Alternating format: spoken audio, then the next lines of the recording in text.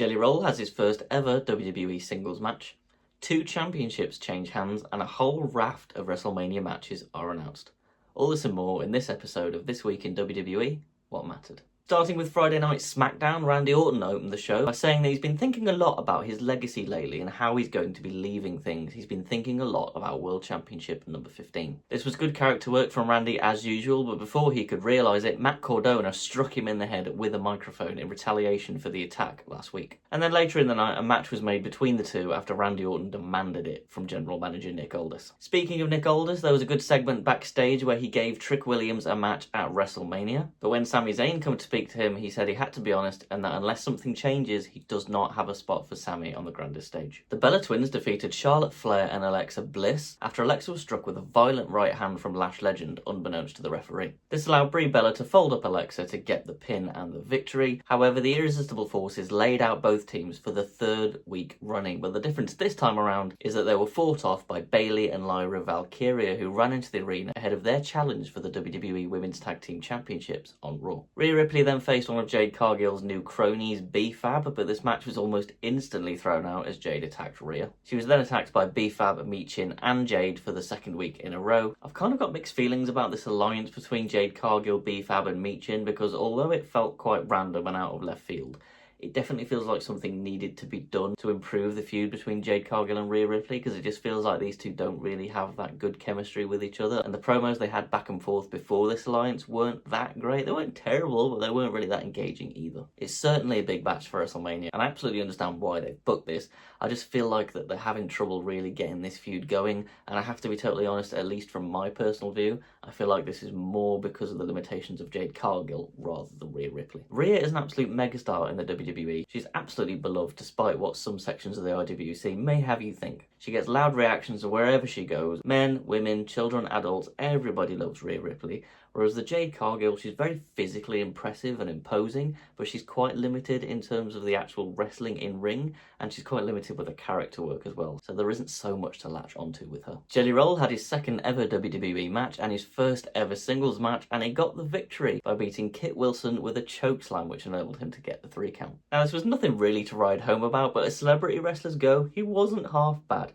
Don't get me wrong, he absolutely wasn't a Bad Bunny, he wasn't a Logan Paul, but those two really are kind of the exceptions to the rule of celebrity wrestlers. Those two have set the bar so high that most people are never going to be able to accomplish what they have. But I don't think Jelly Roll looked out of place here. I've certainly seen much worse celebrity appearances. And in what was a big shock, Sami Zayn is the new United States champion after he accepted Carmelo Hayes' open challenge and then defeated him to win the championship. His big rival Trick Williams made his presence known ringside as he tried to strike Sami Zayn in the head through the ring ropes, but Sami ducked, which meant that Trick made contact with Carmelo Hayes, and Sami took full advantage of this, hitting a haluva kick and pinning Carmelo to win the title. And I know this hasn't been a very popular decision, but to be fair, I think this is pretty good booking. We saw Sami take advantage of a situation, which is what he's been criticising other people from doing, and it fits in with him losing the belief in himself that we've seen in previous weeks. He's getting more desperate to win and win championships no matter what the cost. And it furthers a feud between him and Trick Williams, as now he's actually got to defend the United States Championship against Trick Williams at WrestleMania 42. And it seems quite naturally here that we're going to end up with a double turn, as Sami Zayn is clearly going down the route of becoming a heel, and Trick Williams is just getting fantastic reactions wherever he goes. So despite the fact he's currently working as a heel,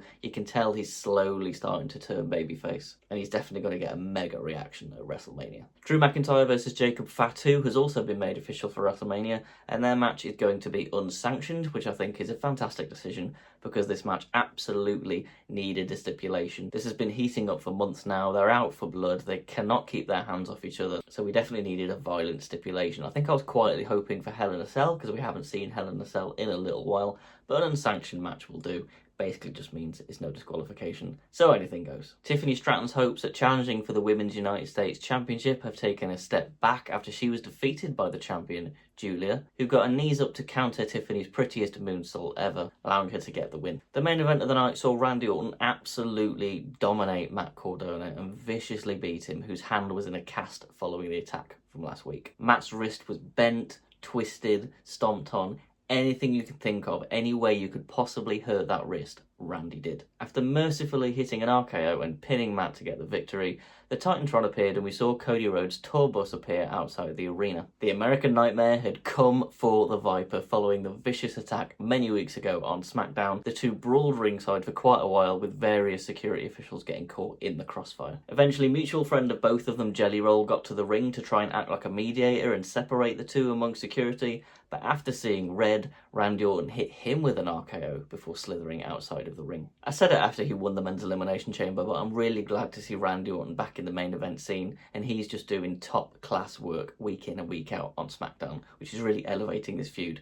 and getting me excited for his match with Cody Rhodes at WrestleMania. Before I cover Monday Night Raw, if you are enjoying this video, I would encourage you to please subscribe to this channel and do anything else that you can to support me, whether you leave a comment down below so we can have a conversation, if you like this video, or maybe check out some of my other content. Just as a reminder, I'm starting a monthly replica belt review video series, and the very first episode of that is going live this Tuesday on April the 7th, where I'm covering the WWE Championship Spinner Belt. Emanating from the world's most famous arena, Madison Square Garden, Raw opened up with a surprise appearance from undisputed WWE Champion Cody Rhodes, who was then soon interrupted by none other than Stephanie McMahon, who gave him some tough love. She told him that this version of Cody Rhodes cannot beat this version of Randy Orton, and that Cody needs to think like Randy if he is to have any chance of beating him at WrestleMania. She said that his father understood this, but he is not his father. Cody retorted by saying, despite the fact that the WWE Universe wants to create this student-teacher dynamic between him and Randy Orton,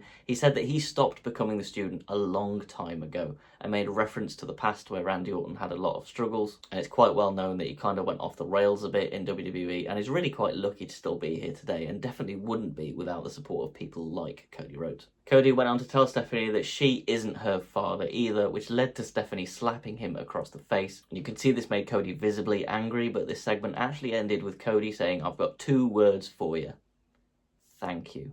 And then he walked off out of the ring, and you can see Stephanie looking back, smiling and looking proud at the fact that it seems like Cody has actually taken in her words and that he understood that this is coming from a good place. And although it was difficult to hear, it's words that he needed to be told. The Vision's Logan Paul and Austin Theory are the new World Tag Team Champions after they defeated the Usos. The titles were defended in a street fight, so anything goes, and Logan Paul was ringside and he was given brass knuckles by his mother, who was at the barricade. However, as LA Knight was trying to prevent this, Logan actually grabbed IShowSpeed and ended up dragging him over the barricade to the ringside area. And during the scuffle, the brass knuckles ended up on the floor, and IShowSpeed knelt down and put them on his hand, but then instinctually he turned around and swung for LA Knight, who had grabbed him from behind, purely out of self-defense, and he knocked him out, which inadvertently led to Austin Theory pinning Jimmy Uso and winning the World Tag Team Championships. And I have to say, Speed's acting here was absolutely fantastic. I don't really know anything about the guy, apart from the fact he's one of the world's most popular streamers. I've obviously seen some clips of him here and there.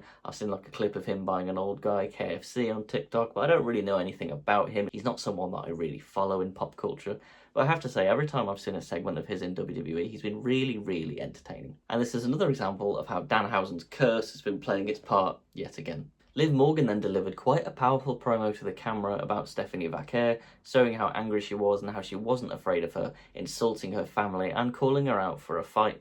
Stephanie made her way down to the ring, and the two brawled for quite a while until Roxanne Perez returned from injury after being out for a few months and helped Liv stand tall. Lara Valkyria and Bayley's opportunity to win the WWE Women's Tag Team Championship was ruined as Charlotte Flair and Alexa Bliss attacked Nia Jax, causing a disqualification, with the Bella Twins being in the mix also. This was another segment that just felt a little bit paint by numbers. It wasn't bad by any means, but it certainly wasn't particularly creative and just felt a bit repetitive, particularly after what happened on SmackDown as well. The Beast Brock Lesnar made his way to the ring in full gear as well, flanked by Paul Heyman, who did his usual hype speech before Brock got sick and tired of waiting, grabbed the mic and called out Obafemi for a fight, saying that he was ready this time, whereas before he was caught off guard. Oba laid out a few security officials and then squared up to Brock Lesnar after making him wait and circling the ring.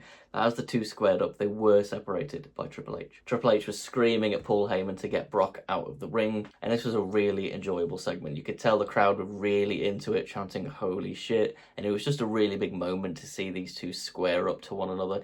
in their full gear, and it was a great way to build tension up to finally seeing them go one-on-one at WrestleMania. I'm personally definitely looking forward to this match. It's like a proper old school classic WWE, two big heavyweights, big meaty men slapping me, as Big E would say. But it certainly promises to be a really entertaining affair with the beast Brock Lesnar, an absolute megastar and still a freak in the ring, and then Oba Femi, this brand new star that's been called up from NXT, who's huge and really talented. This is really going to make his career, no matter what the result is at WrestleMania. Oh yeah, and as Brock left the ringside area, he basically murdered a security official as well as he hit him with an F5. I've never seen someone splat on the floor the way this guy took an F5. Absolutely great moment. Penta then successfully defended his Intercontinental Championship, again, this time against Kofi Kingston, and then what felt a bit random and bizarre afterwards announced that he's going to be defending that championship in a ladder match at WrestleMania, but didn't actually say who against. We now know it's going to be against Javon Evans, Dragon Lee,